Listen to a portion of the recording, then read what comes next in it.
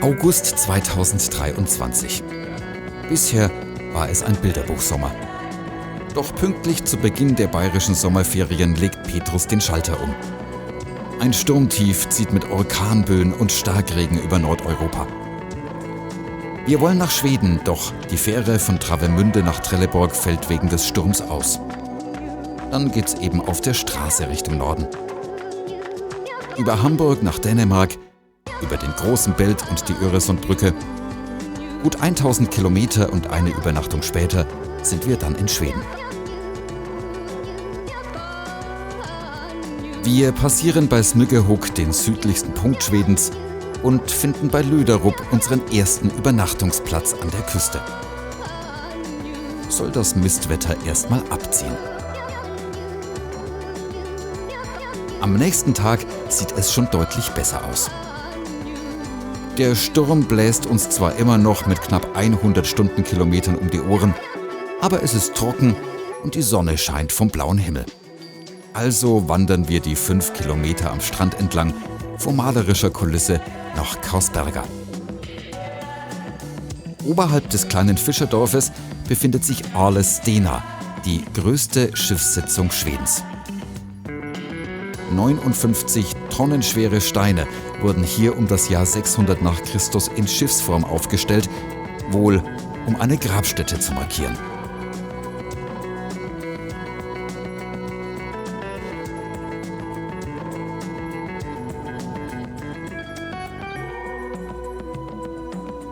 Es geht weiter auf unserer Route. Wir machen einen kurzen Stopp in Christiansstadt und danach geht es weiter auf die kleine Insel Haslö.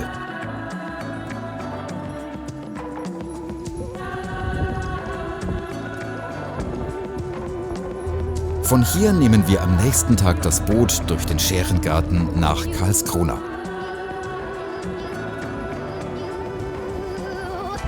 Die barocke Stadt hat zwischen Kunst und Moderne so einiges zu bieten. Leider spielt das Wetter immer noch nicht so richtig mit, aber wir machen das Beste draus. Außerdem wollen wir ja hauptsächlich die schwedische Natur und die Landschaft genießen und verlassen deshalb die Ballungszentren.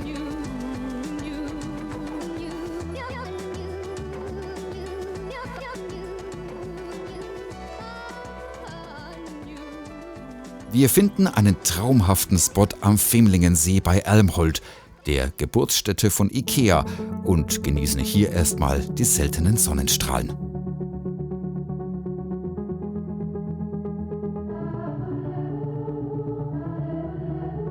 Die Grundstücksbesitzer Anders und Svetlana überlassen uns sogar ihr Ruderboot und wir drehen eine kleine Runde.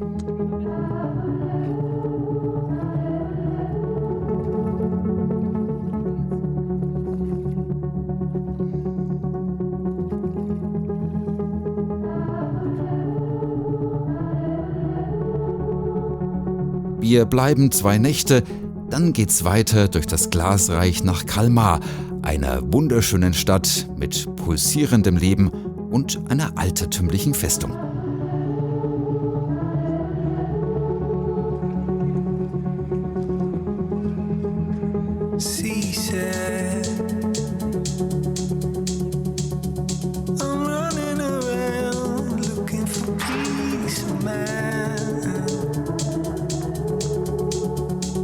Kalmar ist außerdem das Tor nach Öland, einer 137 Kilometer langen Insel, an deren Nordspitze wir jetzt erstmal das Strandfeeling genießen.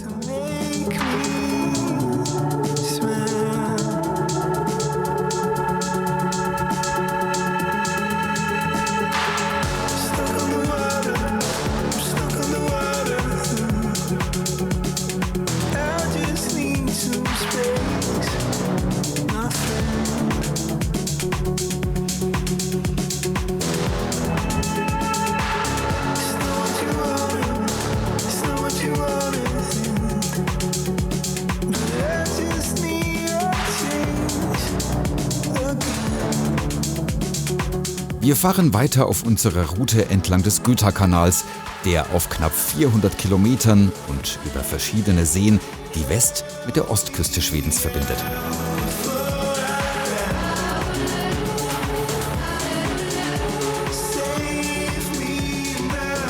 Wir staunen über die Brückenkonstruktionen und landen schließlich in Norrköping. Eine wirklich hübsche Stadt, die es geschafft hat, ihr industrielles Erbe in eine Hochburg aus Kunst und Kultur zu verwandeln.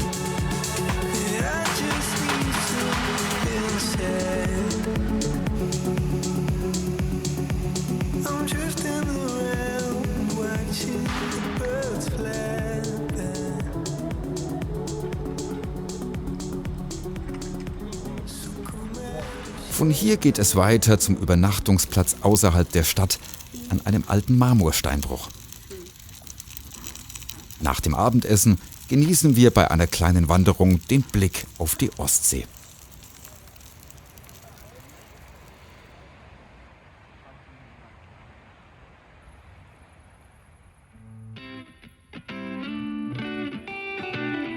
Am nächsten Tag gibt es dann Familienprogramm. Kolmården ist eine Kombination aus dem größten Zoo Nordeuropas und einem Vergnügungspark. Es gibt allerhand exotische Tiere, eine gigantische hölzerne Achterbahn,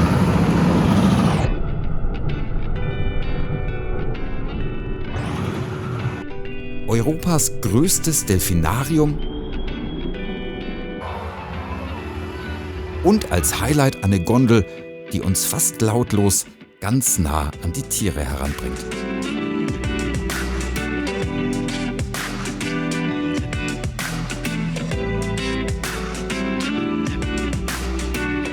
Die Aussicht gibt's als Schmankerl obendrauf.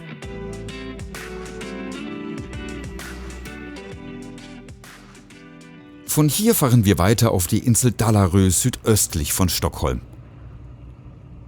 Wir stehen über Nacht am Hafen.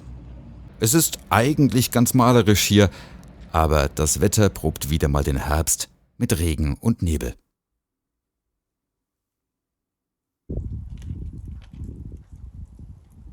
Am Morgen machen wir uns erstmal Frühstück im Nebel, dann nehmen wir die Fähre auf die Nachbarinsel Ornö. Und auch hier geht's erstmal ins weiße Nichts.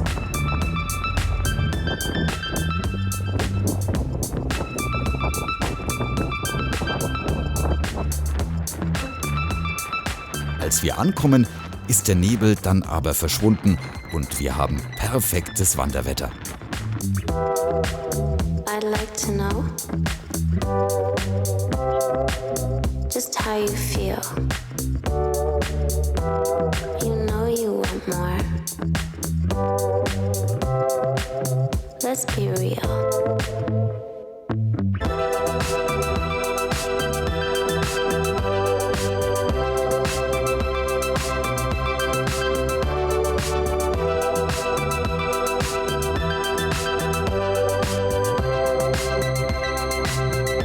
Auch auf dem Rückweg meint es Petrus dann noch gut mit uns.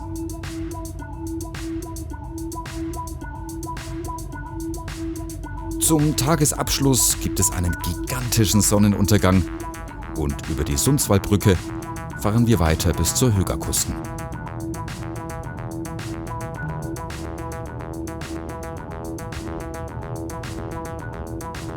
Der Spot, den wir dann mitten in der Nacht ansteuern, entpuppt sich bei Tageslicht als absoluter Volltreffer. Wir stehen ganz alleine mitten im Wald und ein paar Meter weiter liegt das spiegelglatte Meer.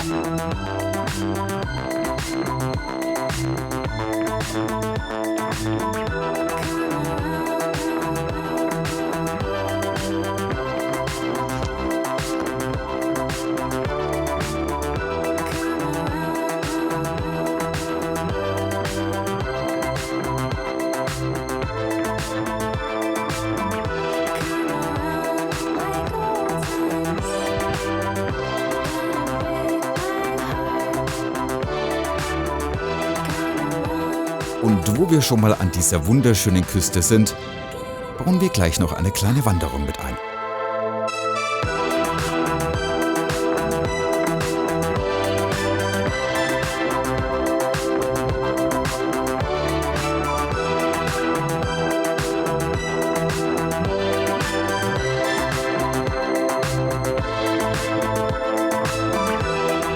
Ein ausführlicher Badestopp darf hier natürlich auch nicht fehlen. Und es gibt eine Wanderung zu einer Berghütte. Gerade mal rund 300 Meter über dem Meer, aber eine Aussicht fast wie im Hochgebirge.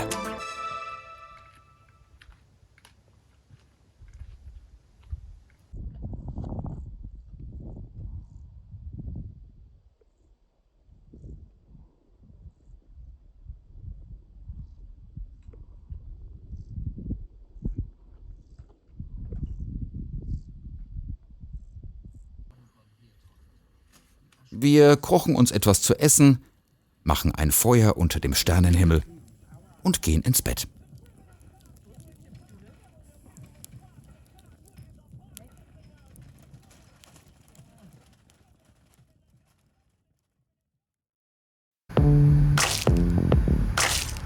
Nach so viel purer Natur gönnen wir uns einen Stadtbummel durch Sundsvall und sind damit in Schwedens nördlicher Hälfte angekommen.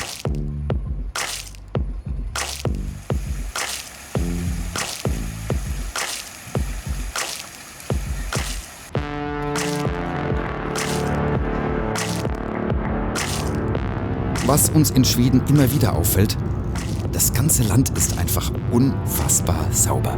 Nirgends liegt Müll. Keine Kippen, kein Papier, keine Bierdosen. Einfach nichts.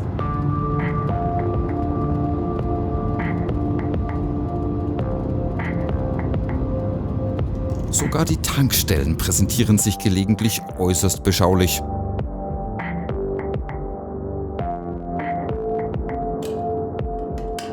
Und die Rentiere lassen sich erst recht nicht stören.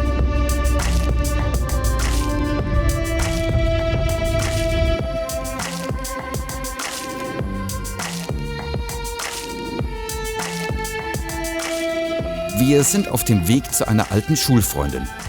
Sie ist vor rund 20 Jahren hierher ausgewandert. Zusammen mit ihrem Mann hat sie den Wald gerodet und südwestlich von Östersund Blockhütten gebaut, die sie nun hier an der Gallafjallgard an Touristen vermieten. Und einen Stellplatz für unseren Bulli gibt es auch.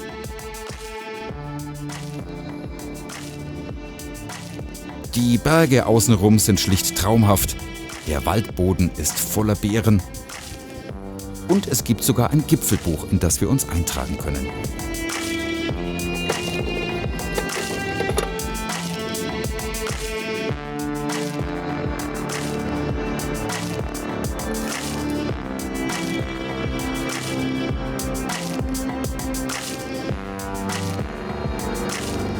Später erkunden wir dann noch die recht abenteuerlichen Wege übers Fjell und zum Tagesausklang gibt's ein Lagerfeuer.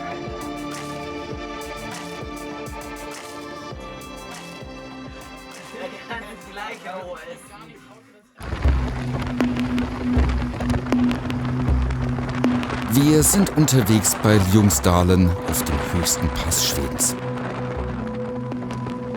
Es erinnert ein wenig an ein südamerikanisches Hochplateau. Karge Landschaft, eine Stromtrasse, hin und wieder ein einzelnes Haus. Sogar eine Art Memorial gibt es hier oben.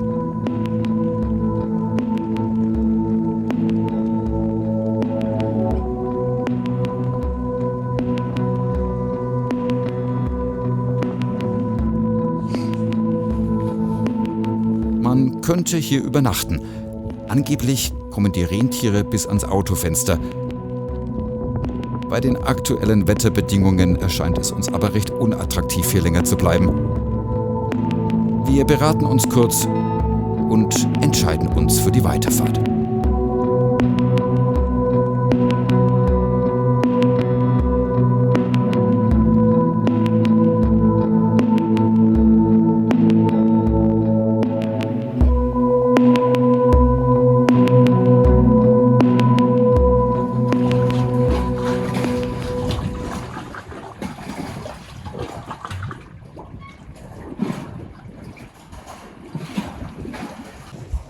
Wir sind auf der kleinen Insel Sollerön im Siljansee. Mal wieder Schweden wie im Bilderbuch. Leider wachen wir am Morgen mit einem platten Reifen auf.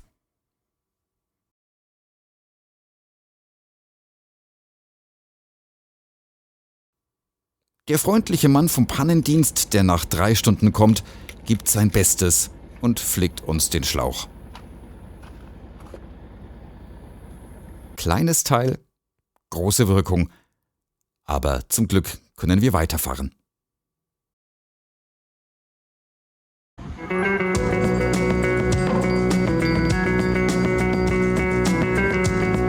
Wir machen einen kurzen Abstecher nach Karlstad am Vennernsee und finden bei Säffle einen Platz für die Nacht.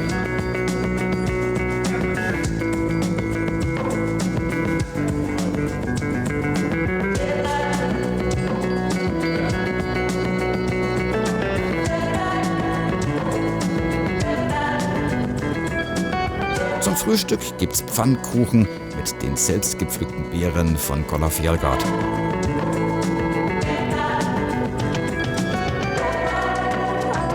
Wir wollen zu den westlichen Schären und treffen bei Fjällbacka auf die Küste.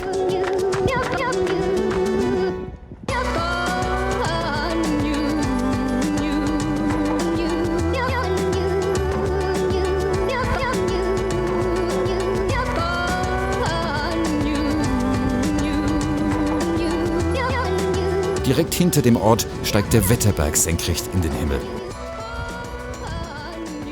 Davor steht das Denkmal der Schauspielerin Ingrid Bergman, die viel Zeit in der Gegend verbracht hat und deren Asche hier verstreut wurde.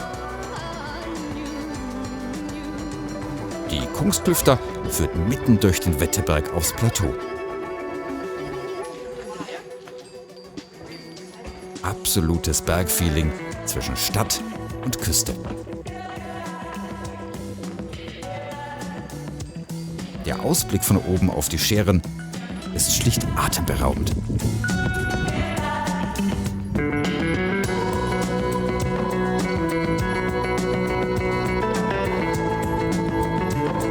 Wir brauchen Strom, um unsere Batterien zu laden und müssen nach längerer Zeit mal wieder einen Campingplatz ansteuern. Wohl fühlen wir uns hier nicht, aber die Aussicht, die entschädigt uns.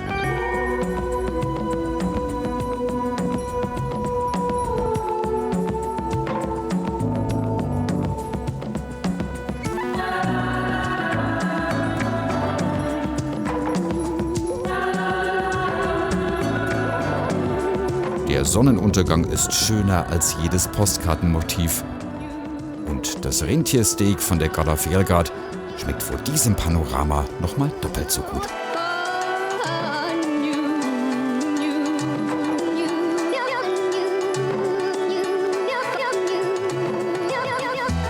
Noch mehr Schärenromantik gibt's am nächsten Tag in Smögen.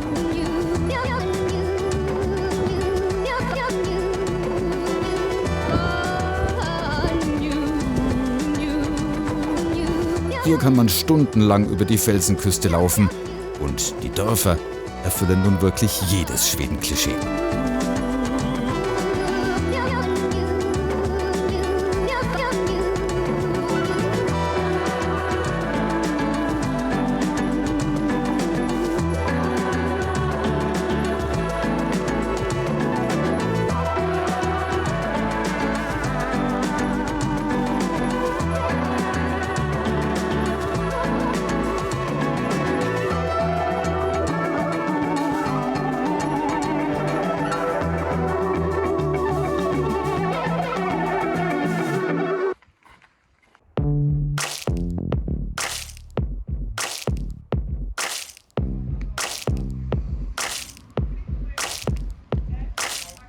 Nach einer entspannten Nacht holen wir uns in einer malerischen Bäckerei unser Frühstück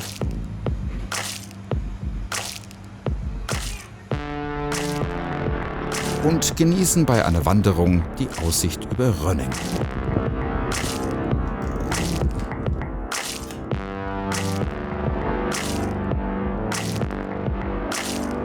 Wir überqueren die Tjörnbronnbrücke bei Stenungsund und fahren weiter nach Göteborg.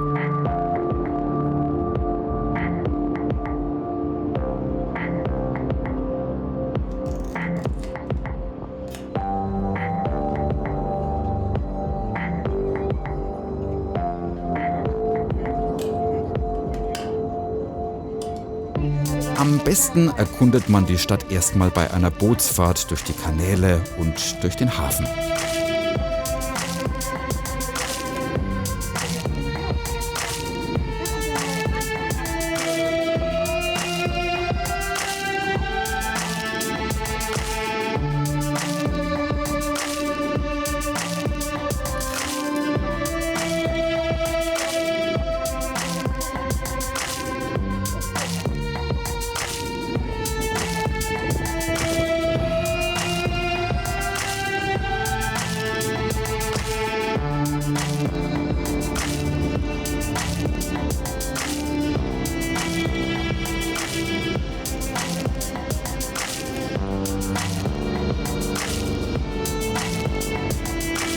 So langsam neigt sich unsere Reise nun auch schon ihrem Ende entgegen. Wir verbringen eine letzte Nacht auf dem Plattenland bei Falkenberg.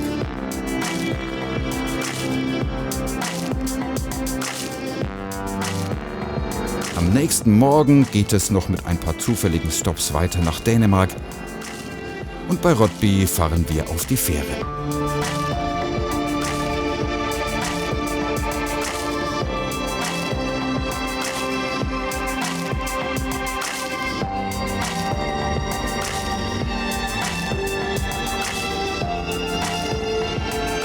Von hier geht es dann bei altbekanntem Schmuddelwetter Richtung Fehmarn und Deutschland hat uns wieder.